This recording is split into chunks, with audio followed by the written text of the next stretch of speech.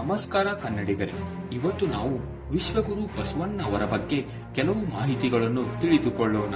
ಬಸವಣ್ಣವರ ಕಾಲಾವಧಿ ಕ್ರಿಸ್ತಶಕ 1132ರಿಂದ 1168. ಬಸವಣ್ಣವರ ಜನ್ಮಸ್ಥಳ ವಿಜಯಪುರ ಜಿಲ್ಲೆಯ ಬಸವನ ಬಾಗೇವಾಡಿ ತಾಲೂಕಿನ ಇಂಗಳೇಶ್ವರ ಎಂಬ ಹಳ್ಳಿಯಲ್ಲಿ. ತಂದೆ ಮಾದರಸ, ತಾಯಿ ಮಾದಲಾಂಬಿಕೆ. ಬಸವಣ್ಣವರ ಗುರುಗಳು ಜಾತವೇದ ಮುನಿಗಳು. ಇವರು ಪ್ರತಿಪಾದಿಸಿದ ಸಿದ್ಧಾಂತ ಶಕ್ತಿ ವಿಶಿಷ್ಟಾದ್ವೈತ ಸಿದ್ಧಾಂತ. 12ನೇ ಶತಮಾನದ ಧಾರ್ಮಿಕ ಸುಧಾರಕರಾಗಿದ್ದರು. ಬಸವಣ್ಣವರು ವೀರಶೈವ ಲಿಂಗಾಯತ ಧರ್ಮದ ಸ್ಥಾಪಕರು.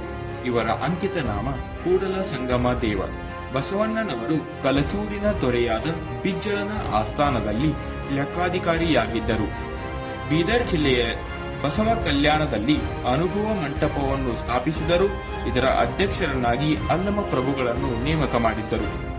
ಇದು ಸಾಮಾಜಿಕ ಮತ್ತು ಧಾರ್ಮಿಕ ಸಮಸ್ಯೆಗಳ ಚರ್ಚೆ, ಧರ್ಮಗೋಷ್ಠಿ ನಡೆಸುತ್ತಿದ್ದು, ಆಧ್ಯಾತ್ಮಿಕ ಸಂಸತ್ತು ಎನಿಸುತ್ತಿದ್ದು. ಬಸವೇಶ್ವರರು 1168ರಲ್ಲಿ ಕೂಡಲ ಸಂಗಮದಲ್ಲಿ ಲಿಂಗೈಕ್ಯರಾದರು.